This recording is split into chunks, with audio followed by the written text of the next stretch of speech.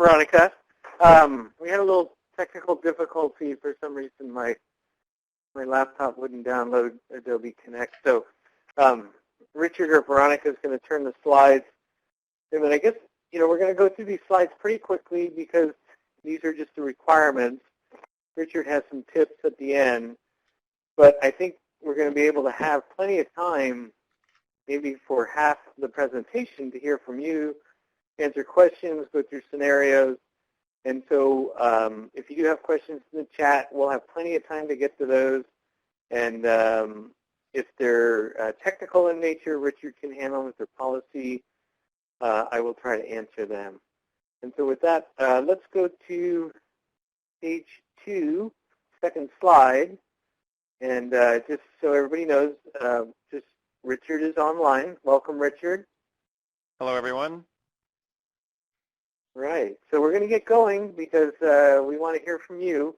I'll go first over some AEBG policy, the reporting requirements, some of the resources you can use, and then I'll turn it over to Richard, and he'll talk about some of the best practices he's seeing, how to request technical assistance, and some of the tips that he can provide you, and then we'll open the second half up for questions.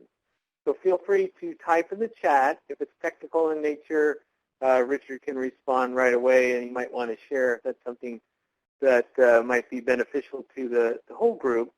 And if it's policy, either Veronica or Richard can give me a heads up, and I'll try to answer them. So let's go to slide 3. Just to show you AEBG policy for 17-18, we had the field teams. I think most of you know about the field team process. 35 participants, K-12, adult schools, county offices, community college credit, non-credit. We even had workforce development involved. AEBG TAP was involved as well, and state-level staff. And so they came up with some policies using the next slide, slide 4, the references and resources here. I'm not going to go into detail, but just to show you how thorough this process was. And then moving on to slide 5, we put all this on the website. So if you go to this web address and are interested to see the report, to see all the detailed technical white papers that went into this and how we made this decision, of going with non-credit, of going with the crosswalk, of using TE, all that stuff is laid out in these policy papers. So let's move on to slide 6 to talk about the existing reporting requirements. I'm going to go on to slide 7 right now. Just to reiterate, in the population that we're serving for Adult Ed Block Grant, the 4 major programs, ABE, ASC, ESL, CTE, and then you have your smaller programs like Adults with Disability and K-12 Success. It's still in K-12 adult school and third-party providers where the big change was is community college non-credit. So community college non-credit this year will be reported into TE. We won't be accepting any of the credit student data that's coming in. We will accept services in transition for students transitioning to credit-bearing courses, but that would be through transitional or supportive services. So the next slide, slide 8, is just to reiterate, all AEBG consortium members and providers will use TOPSpro Enterprise, and it will be done on a quarterly basis. And the reason we're doing it on a quarterly basis is because when we start using Launchboard in the spring, that data will be matched on a quarterly basis with the post-secondary data in the MIS and EDD base wage file. So that will all be done on a quarterly basis. So moving on to the TE reporting requirements for 17-18, slide 9, I'm going to get into slide 10, state instructions. This was a memo that came out on September 5th. It required all AEBG agencies to use TOPSpro Enterprise and to collect and report adult learner demographic and program outcome information. And so it's tracking students' progress in the 7 AEBG program areas as well as the achievements in the 6 outcome areas designated by the legislation in AB 104. And this is submitted through summary reports to document all adult learners. So you guys should be getting ready to submit that at the end of this month. It's due October 31st, and we have slides on that as well. But I'm going to go to the next slide to show you some of the resources, some of the documents you should be looking at. We have the AEBG data collection reporting and due date that was along with that letter. We also have the dashboard data element dictionary. We have the CASAS TOPSpro Enterprise Data Element Dictionary. We also have the Data and Accountability Guidance for 17-18. And of course, we have the Measuring Our Success Data and Accountability Systems and Common Assessment that's on our website. And that link will take you to the page with all that information. Let's see. So reporting due dates. And Richard, chime in if there's anything you want to add to this. This is just all the kind of policy-related stuff, and we're going to be turning this over to Richard really soon. And so if you look, like I said, the first quarter is due in a couple of weeks, less than 2 weeks, and that would be for that first quarter worth of data, July 1 to September 30th. So if you are having problems meeting that deadline, you need to contact CASAS as soon as possible and work through those issues, because we do have AEBG targeted technical assistance for those members that are not adhering to their general assurances as signed on the annual plan. And so we will put you in targeted technical assistance to get you back on track. But failure to get you back on track and fail to report could result in a reduction in your member funding. So we just want to make that clear. This isn't the first time we've used TE. We introduced this back in January. You went through this drill several times over the spring and summer, and so you should have been able to work out those bugs. We're offering technical assistance as well as targeted technical assistance to help you, and CASAS is available to work through these issues with you. So if you are having problems, you need to contact CASAS so at least they can document what the situation is and that they're working with you. If we don't hear from you and CASAS isn't contacted by you, then we'll assume there's a non-compliance issue, and we'll put you in targeted technical assistance. Okay, here are some of the things, and I don't know what to submit. And Richard, you can help me out here. You're submitting quarterly in TOPSpro Enterprise. You're completing data entry and review to identify any potential problems on or before the submission date. Agencies using third-party software must export data from the system and import into TE, and agencies are required to submit a PDF copy of the data integrity report. Richard, what's that data integrity report, and how do we use that? Yeah, let me start with number one and just say that there isn't anything you need to do to submit, because I think everyone is using TE online, and because it's online, your data is already there.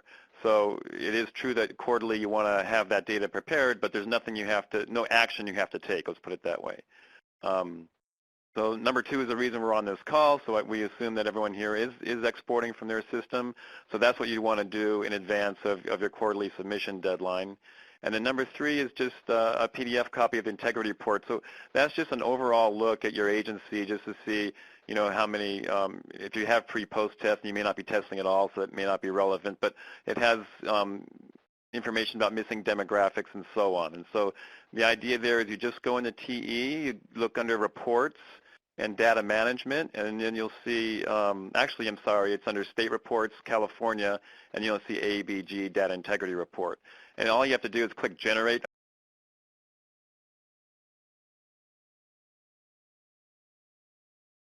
on that report. It's just by the defaults are going to be good enough, and save it as a PDF, and that's what you send in.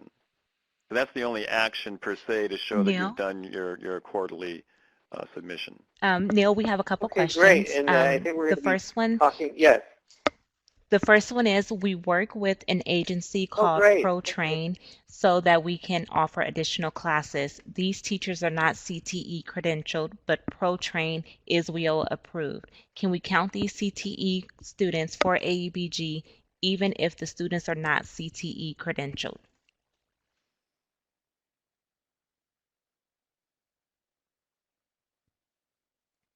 Well, it would depend on the agreement that you have with ProTrain, and you would have to go back to your education code and regulations. I believe there's certain ed code that requires when you're working with third-party providers what things that you have to have in place. So I'm not an expert on those third-party agreements, but if you're following, so if you're a K-12 or county office, you would follow the CDE education code on how to work with third-party providers, and then you could report that. On the college side, there is specific ed code and regulations on instructional service agreements and how you would work with that. And I believe on the college side, there are some requirements for teacher minimum qualifications and stuff like that.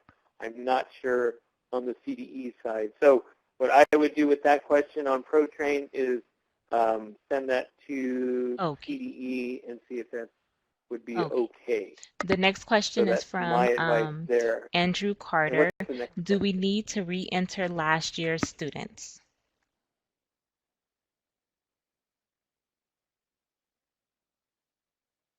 Okay, I think that's a Richard question. No, you're just dealing with the next question is data. from Tamini Highfield.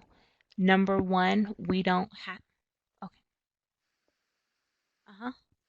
Okay. Hold on, I'm sorry, just to go back to, sorry to interrupt you.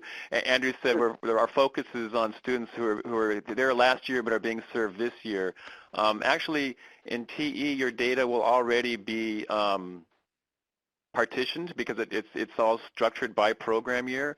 So when you import data from your third-party system, those dates will fall into the correct program year. So all your current data will be in this program year, and that's all you need to worry about is anything dated since July 1st. Okay, is what you're reporting on. The next question, Andrew Carter said, I know that, and he's typing more.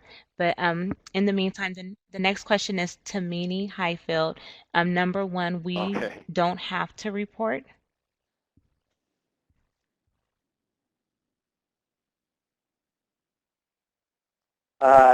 No, if you're receiving AEBG funds, you must report.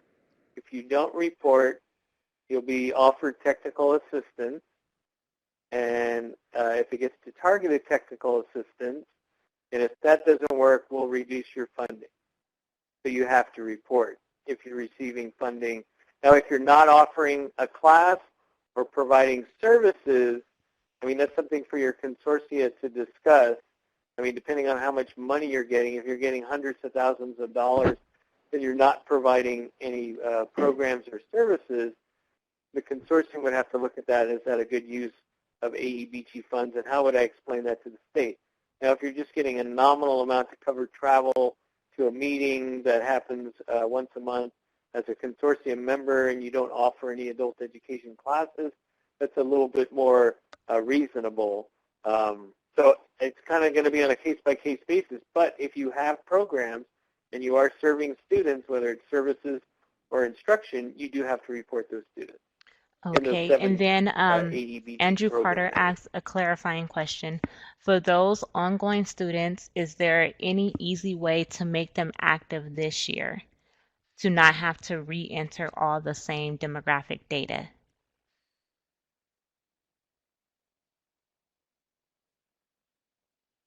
Yeah, Richard, so you don't have to re-enter.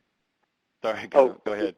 Oh, that's okay. This question comes up in the training, and so we'll see how Richard wants to answer it. But what happens, I guess, in some program areas, you'll have a class that's ending, say it's a contextualized ESL CTE class, and or it's a class where they're going from one to the other.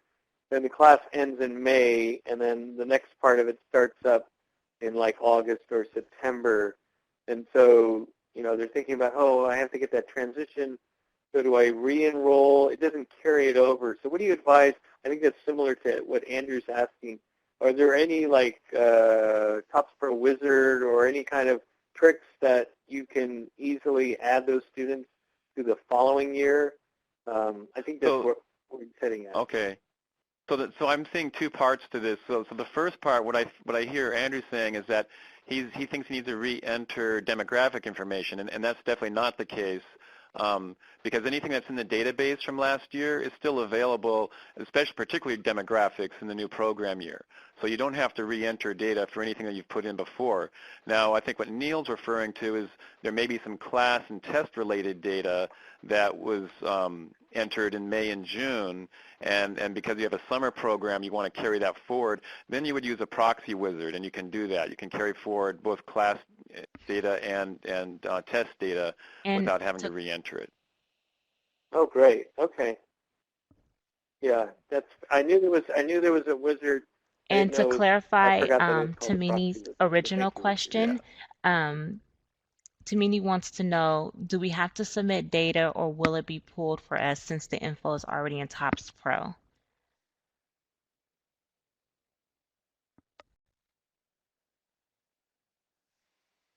Yeah, the data is already there. So yeah, there's nothing you have to do as an action item. Yeah, if it's already in there, so like Richard's saying, if it's already in there, you're fine. I guess if you're importing it or exporting it, you have to do that function before it gets into the system, right? Okay, and then I have another. Correct. Okay. There's. All right, I'm gonna. Okay. No, go ahead. I'm going to let Richard take the next question is from Elaine Healy. She says, if a student that was enrolled in the spring last program year and received their GED in August, how do we show this? They are not a student in this fiscal year, so it will not show in this year's report.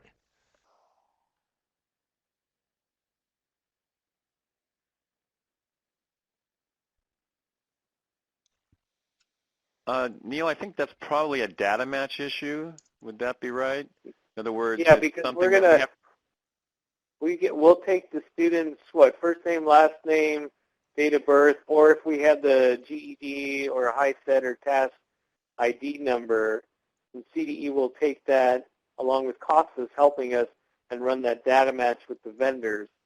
So I would say, Richard, if that's in the system in TE and we have that information, we can data match that down the road, and I would assume that that data matching isn't going to be taking place within program year. It'll probably be maybe a little bit after, because it does take us so long to do the data matching.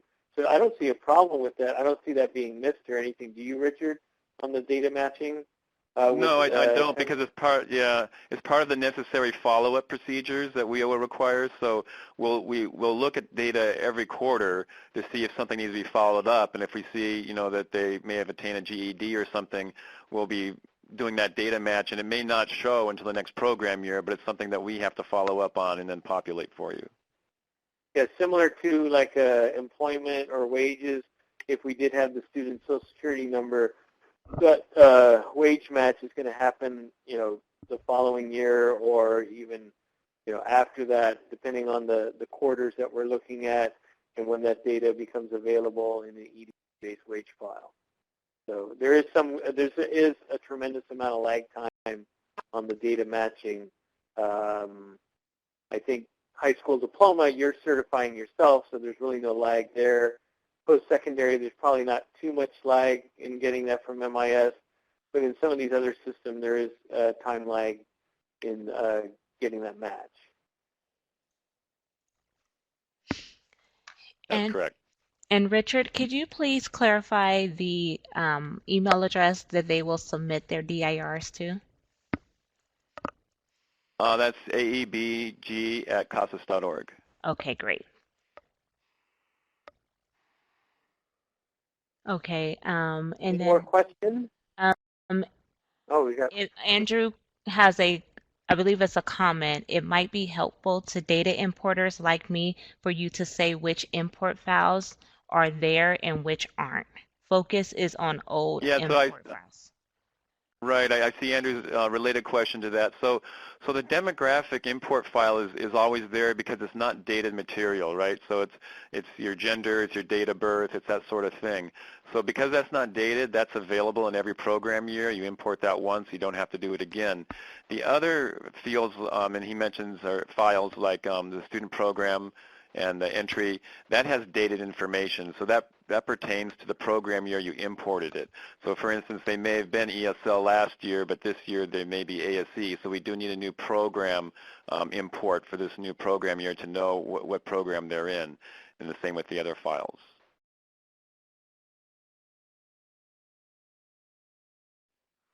Okay, and then the last question I see as of right now is Brian Sousa. In this example, what if the student does So not you want have to 12 include all hours of students. You don't attendance want to in keep this any year? out. There's different filterings going on for hours, and there's also a new emphasis on what they call not participation, but it's individual reporting or something like that. Yeah, reportable individuals. Thank you. And so for that, you only have to have 1 hour. So there's going to be different places where 12 hours is needed and other places where less than 12 hours is okay. So you want to bring in all your data and then let the reporting decide where the students belong. Yeah, and we're going to be doing some, even though if it's less than 12 hours and it doesn't get onto the outcome chart or in the outcome metrics, we're going to be looking at less than 12 hours because we want to see what's happening. It doesn't really get looked at that much because the federal government with We Owe It Too requires 12 hours or more, but we want to see, for those short-term workshops, certificates, they might be achieving some kind of employment options. They might be getting some measurable skill gains, possibly. I don't know.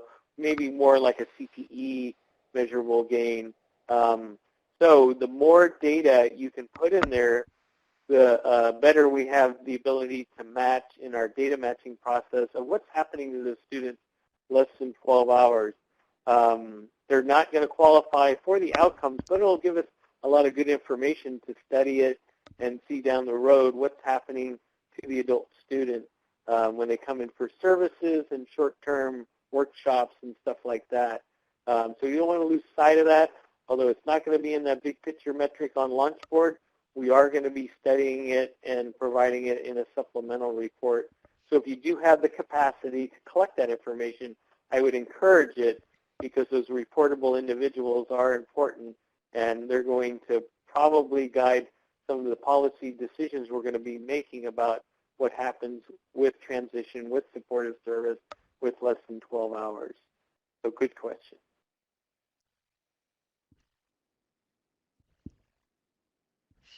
Okay, so that takes care of that question. And then there's another one. From Elaine Healy, should we upload CDCP completion data? We have not previously imported that information into TE, but should we be Richard, doing so for this that's report? one of those new policy metrics. So you can add CDCP certificates that qualifies as one of those post-secondary certificates. So we would encourage you to add that data into TE, and I believe Jay has gone over in the regional training. Then you could look on our slides on what boxes to use in TE when you're coding that to acknowledge a CDCP certificate.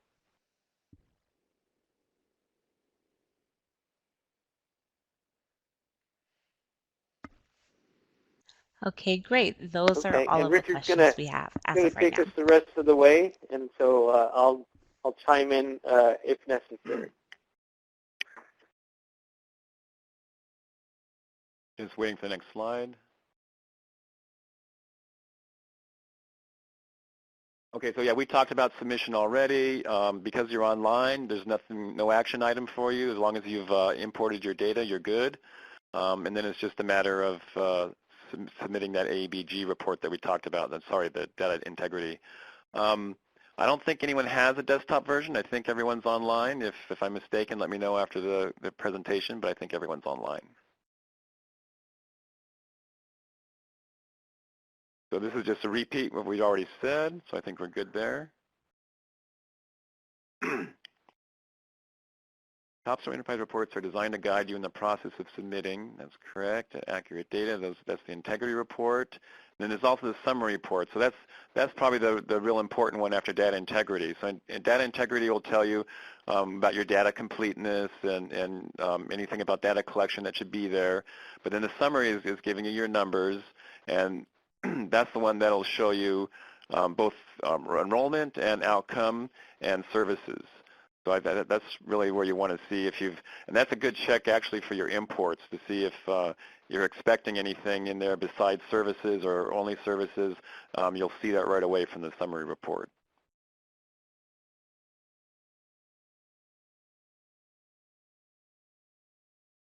So that data dictionary for TE, that could be of use. So definitely that's there as a resource. When we get to slide 18, is that the next slide? Yeah, this is the one important document. And if you're here on this call and you haven't done the export yet, and you're going to be doing the programming for it, this is really the only document you need. It's exchanging data with third-party attendants, and this is the link of where you can find that. So best practices. I don't know who all is on this call, so we're probably talking to a different audience, but if you are giving this to a programmer, then this is the first thing you want to do, obviously, someone who knows your third-party system. We know there's a lot of systems out there. There's Banner and Colleague and PeopleSoft and so on. So whoever it is that's using your system, and then some people have proprietary systems, and some people don't have any, and they might be having to deal with spreadsheets or something. That's a whole different ball game, and so if you're in a situation where you're doing this manually or with spreadsheets, I just suggest you give me a call and we can talk through what might be the best way for you to go about all this. But obviously the better position to be in is programming something, because then you program it once and it becomes automated for you. If you're having to do it manually, then we need to work out what's the best way to do that. So number 2 is to ask your programmer to analyze the data elements and come back to you with a list of things that he or she is not sure how to derive from your third-party system. And Andrew Carter, for example, will give us lots of feedback if he wants to give the time on things that he had questions about, and you will too. And one of the big ones is about probably instructional programs. So you probably don't have that as a field in your third-party system. It's something you have to derive from courses, whether your student is in ABE or ESL or ASE and so on. So number 3 is you would discuss these elements with the programmer, and if you still aren't sure where things should go, then you can contact CASAS, and it'll probably come to me, and I'll try to help you as best I can.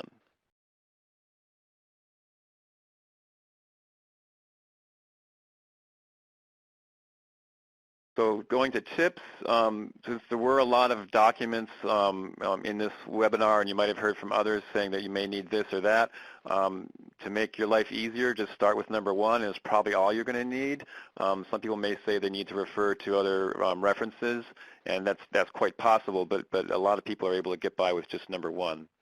The data dictionary could be a good secondary resource. And number 3 is just saying you probably don't need the MIS data dictionary. The first although one Andrew could comment if he is, thought that he did. That would be good to know. so is the AEBG integrity report and summary report different?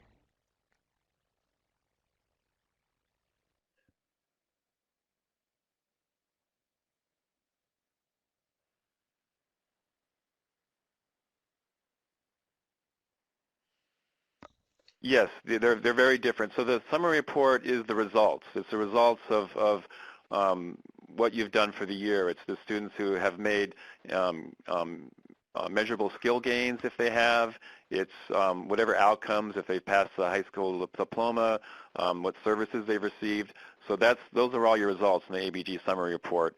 Whereas the ABG data integrity is just, it's a report really for you. And a lot of people think that we're grading you on what's there, and we really aren't. It's really information for you to see where you have incomplete data. The and next to help question you, is it clean up the allowable data. to But a lot of submit a times it's not revised cleanup. A lot of times AEBG it's just data DIR that you haven't prior to the imported yet from your deadline system. should And additional so it can data kind of be show you where some of the obtained? holes might be.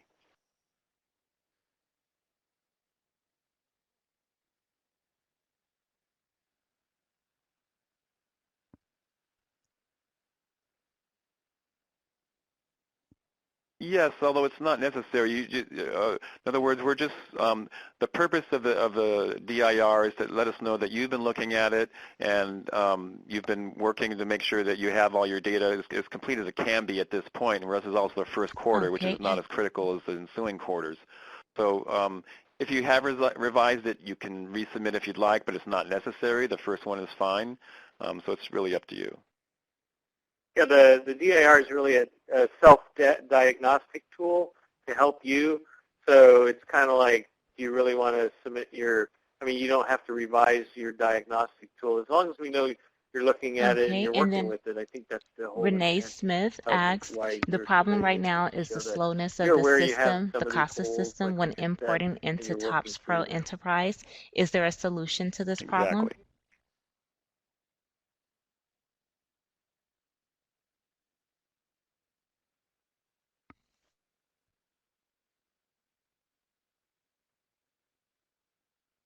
Well, I know there's a particular slowness right now because the testing activity is really high, and importing in general is not real fast. We admit that because there's a lot of data checking that's happening as the data is coming in. It's part of keeping the system's data integrity in check. One tactic you can have is just to let it run overnight. You can turn on the import Okay, before you leave and and let it run overnight. Liam And usually the next wants morning to know, that's going to be how done. do you submit And we are the looking at data ways integrity to speed it report? up. So there's things we hope to do in the future to make it faster.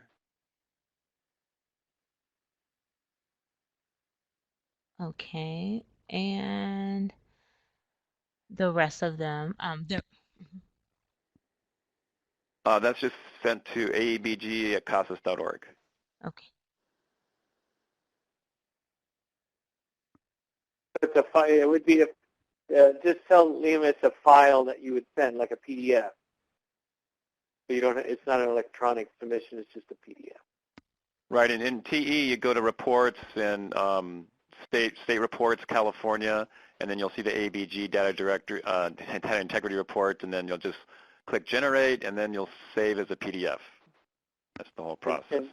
And don't confuse aebg@cccco.edu with aebg@casas.org. Two different email addresses, two different purposes.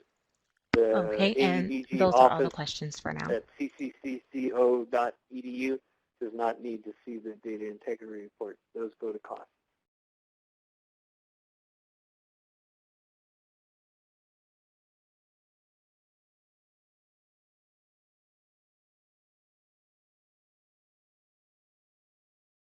Okay, where are we moving to? You want to go to the next slide, Richard? Yeah, here we go. So how to determine if you need TA.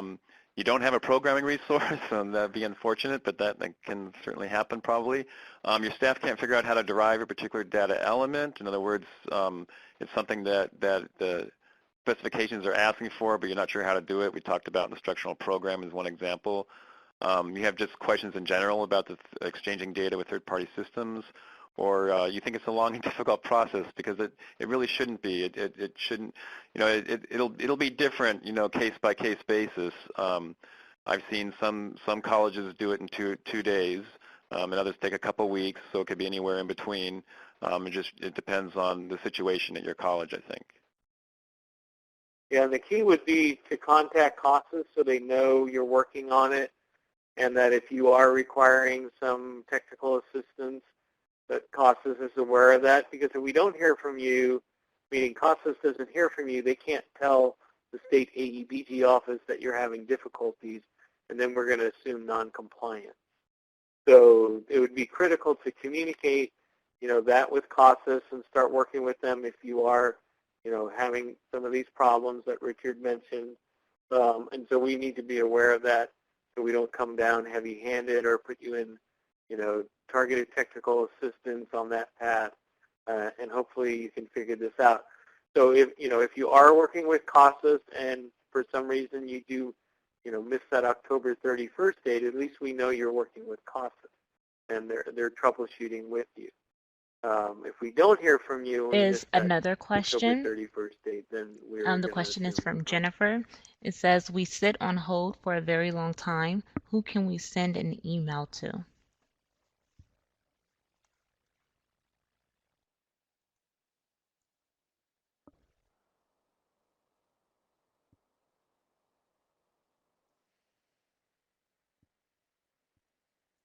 Oh, you're talking about calling in a tech support? That can happen from time to time, although we have a number of people on tech support. But send it to techsupport@casas.org, and I get those emails also. And actually, there's a wider circle of people that do, so it's not just the people that are on the phone. So a lot of people Okay, do we have find that they multiple get a quicker people response through talking, oh, email. excuse me, So that's typing right now, Veronica's written so it we in, can tech move support at on. CASAS.org.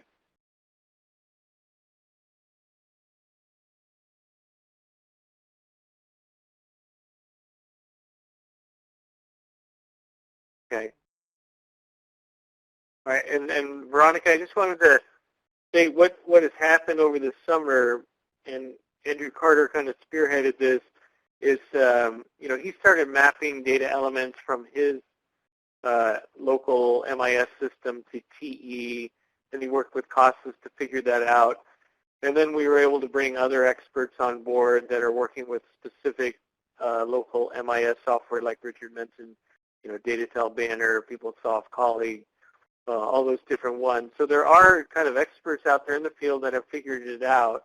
And so I think for the most part, Richard, we do have the ability to know how this mapping works with the various localized software from the colleges. I don't know if we have any holes where we have a specific software that has a map to TE, but I think there are some stellar colleges out there and superstars that have done the mapping and have figured it out, so it's not too much of a mystery. Okay, and Ed asks, we also share That's Linda right. Martin's And if you frustration contact above, me and that's want to get in regarding touch the with some slowness of people the that could help CASAS you, I'll be system. glad to do that. When will this process get faster?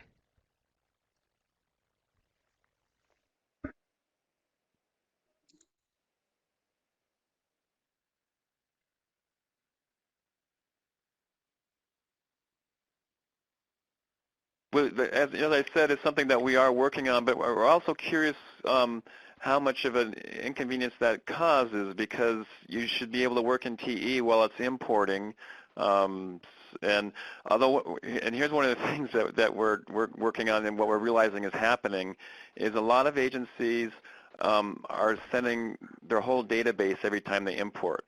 In other words, they're not filtering data that they've already imported in the past, and so that requires TE to process all of that data a second time. So it could be that now they have 3,000 records and 5,000, and then they keep doing 5,000 again, because that's how many they have in their database. So one of the things we're working on is a tool, because we realize not everyone's able to do that filtering to keep out data that they've already sent. So we're working on a tool that will do that for you. So in other words, when the data comes in, we won't ask the database to process and say, oh, no, we've already got that record, so spit it out, go to the next one. Oh, we've already got that record, spit it out, go to the next. Try to avoid that, right? Because that's a lot of what's causing the slowness. There are no more questions at this time. So I think that's a key thing that we're working on right now.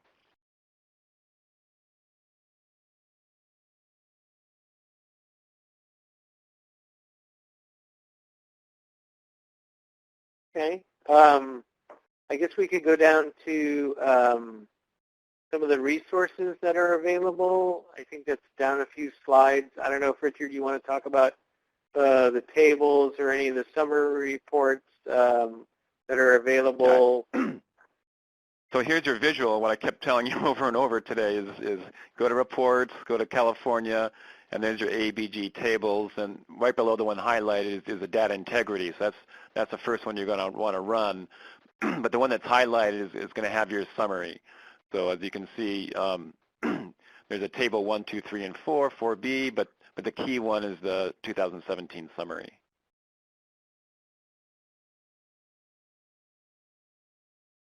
And this is what the summary report looks like for any of you who haven't seen it. There's 3 different columns because you have a different set of enrollees depending on whether you had pre-post data, so you could report that in the NRS Table 4 gains. Then you have outcome data that doesn't depend on pre-post, and then on the far right-hand side you have all the services that have the least amount of requirements. You don't even have to have at this moment, hours or demographics or anything else. But I think going forward we'll want a little bit more information than we allowed in the past, and so you should try to be getting demographics for all students and also their instructional program.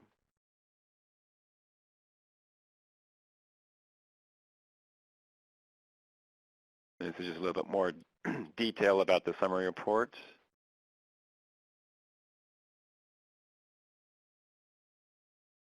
just where to find things and how to reach us. So we have one more question that has come in. On the summary report under section 1, what does HSE and HSD mean? Is HSE/HSD not recorded in section 2 under HSE and HSD achieved?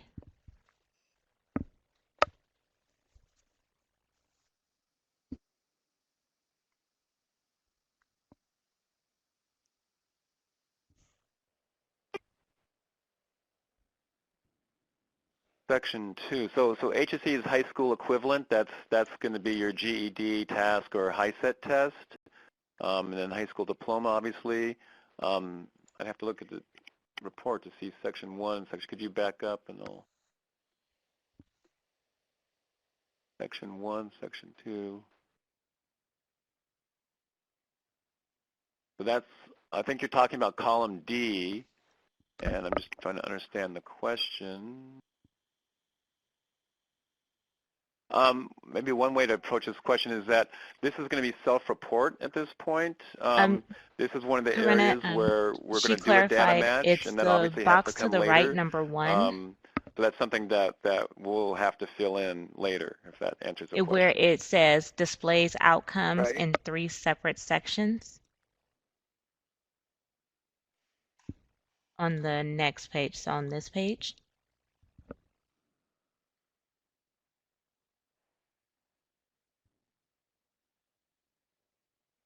On this page. Number 1, the question is, on the summary report under section 1, what does HSE, HSD mean? Is HSE/HSD not recorded in section 2 under HSE, HSD achieved?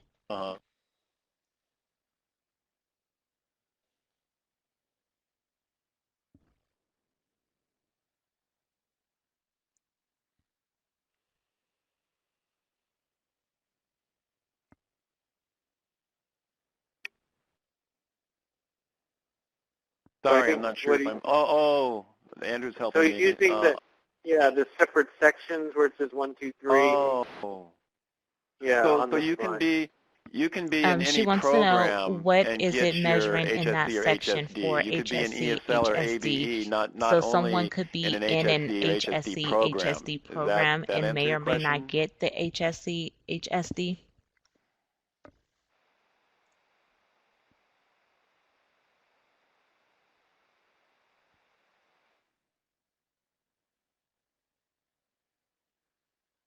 Right. It just means that you've attained that. You've either attained a high school diploma or you've passed one of the high school equivalency tests. And as I said, right now it's self-report, but later it'll be data match. Yeah, your high school diploma will always be self-report, but your high school equivalency will have to be matched with the vendors.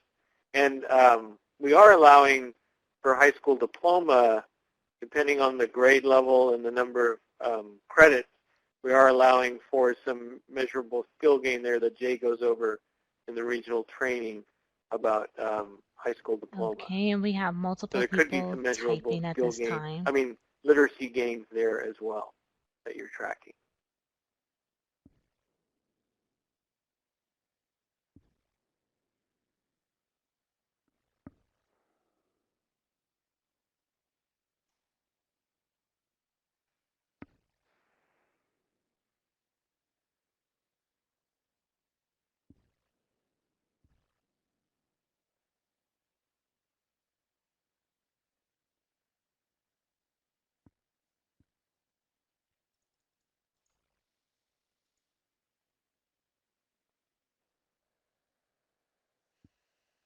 While we're waiting, that last slide, slide 29 at the end, just the AEBG technical assistance provider, technical assistance program is available. So if you need additional technical assistance, you can always use AEBG TAP, and Richard has provided the contact information for CASAS.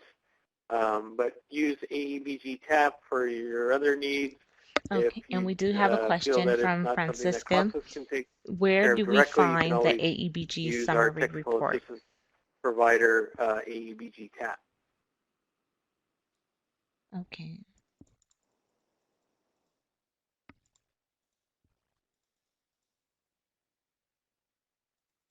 Oh, that was in one of the slides. If you could go back, I think it's slide 24.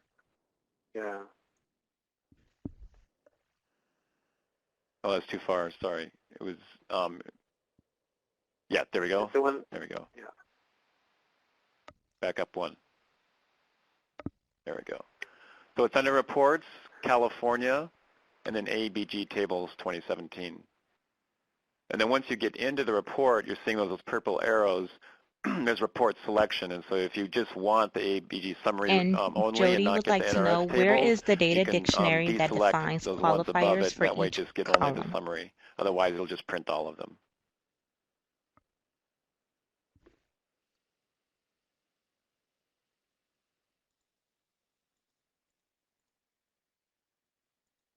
So that was, there's a link, I don't know which slide that was, but it was where the CASAS resources are. And on that page, you'll find the data exchange document as well as the data dictionary. And I think it's slide another 17. question, do we need to use the date ranges There we go. for quarter one, or are you good with just running it with the current data? Some students enrolled after September 30th.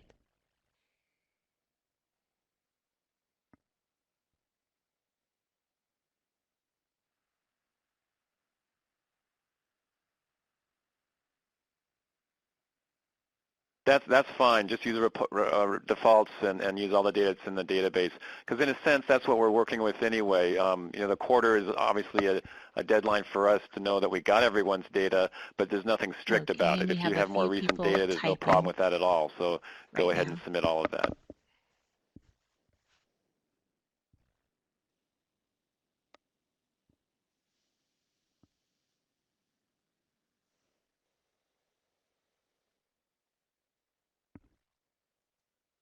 So I'll just, while we're waiting for Friday, so if you think getting everybody on TE is a monumental task, especially those non-WIOA members, on Friday we're going to go over the new fiscal reporting system, and that's a new system that requires all 450 members to be on that system. So that'll be even a more monumental task as we shift all of our AEBG portal information onto the NOVA system, which will have financial, member, as well as documentation plans and CFADs and all that stuff, all on the NOVA system. So that's on Friday at 12 noon. So tune in for that. Okay, and really we still have multiple people typing at this time. Webinars.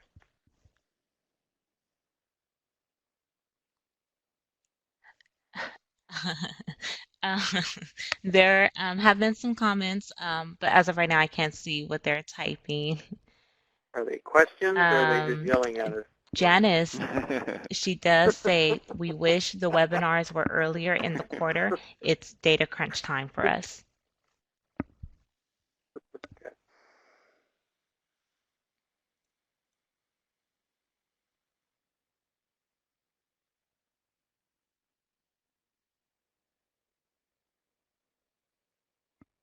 Well, I mean, the question, the answer I would say, remember this is first quarter. So you always have second quarter, and you have third quarter, and you have fourth quarter. The fourth quarter is really the key because that's the end. But as you can see, as you go through the quarterly process and the data integrity reprocess, you're cleaning up your data, you're getting it ready. So when we do the final submission in the summer of next year, the data set's looking really good. So that's why you're going to get in the habit of quarterly reporting and using the DIR and things like that. So this is just the first step. And so we understand it's crunch, and try to do your best. And we know that some of this won't magically be 100% correct, but we do want you to start the process. You started last year, and we had a trial run with third quarter. So if you got a little better at fourth quarter, we're hoping by first quarter of this year that most of you will be pretty good at this. But we understand that there are still going to be some areas or members that require technical assistance, and we understand that. Okay, and so and just there are still multiple. Richard, anything else to add on that one? No, I think that's very true. Okay. She says, I work at a community college, and our consortium members from the adult schools have been wonderful with assisting with TE. They are a great resource also. And then we have Lorena Martin. She asks, is it required that attendance hours are reported for first quarter? Our agency usually exports attendance by term.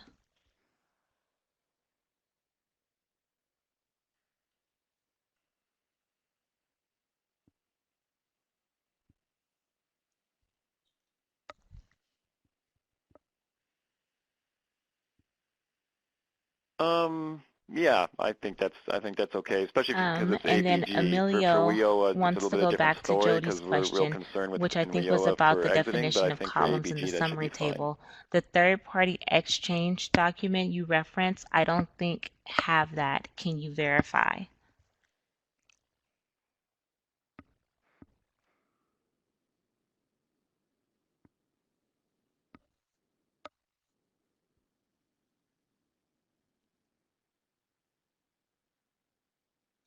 Definition of columns.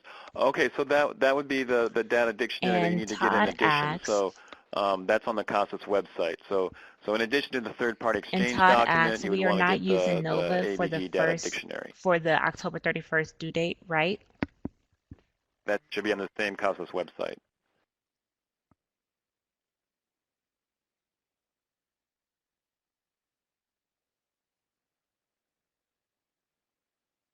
Right. So we've pushed that October 31st deadline to December 15th. And right now on that financial system, we're doing some beta testing, and hopefully we'll do a hard launch on October 25th. So the webinar Friday will cover kind of all those details. We want to give at least hopefully 6 to 8 weeks for the members to get used to that system. And really all that's required by December 15th is their current year budget. So that would be including 16-17 carry over and the 17-18. Okay, at this, there are multiple people typing now. So tune in on Friday.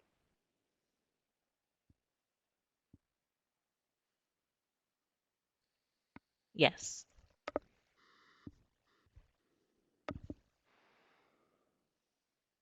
And they better type fast. We have about 4 Jennifer minutes. wants to know, does the data import include services?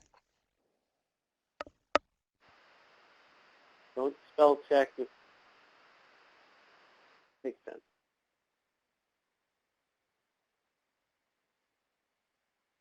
Yes, the particular file. So when you get to the data exchange document, if you haven't seen it before, there's 10 different files that you can actually import to TE, and the reason they're divided is because not everyone has all that data. That's one of the reasons.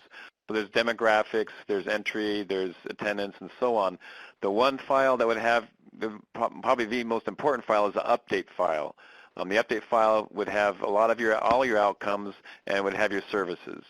So that's the one file you'd want to get for sure for services, the update file.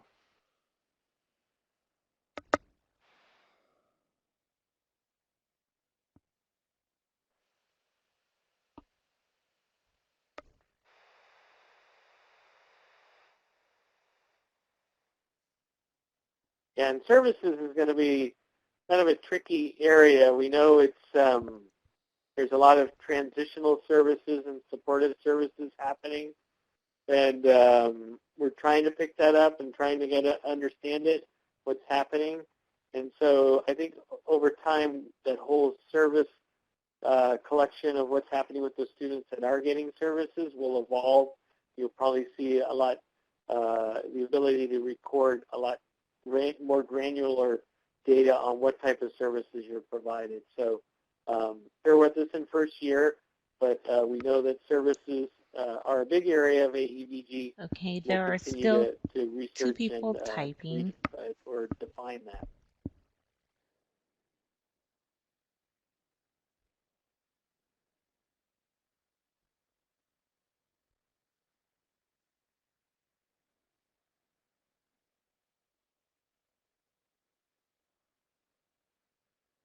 Okay, if we do go over, Veronica, Okay. you can always capture those questions if we run out of time, and we can follow up with them after the webinar if they don't get those questions.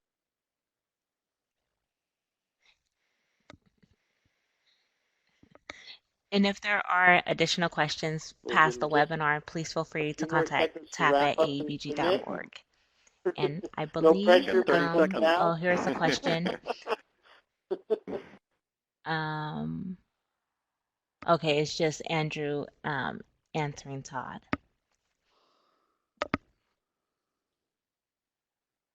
And I don't see anyone else typing.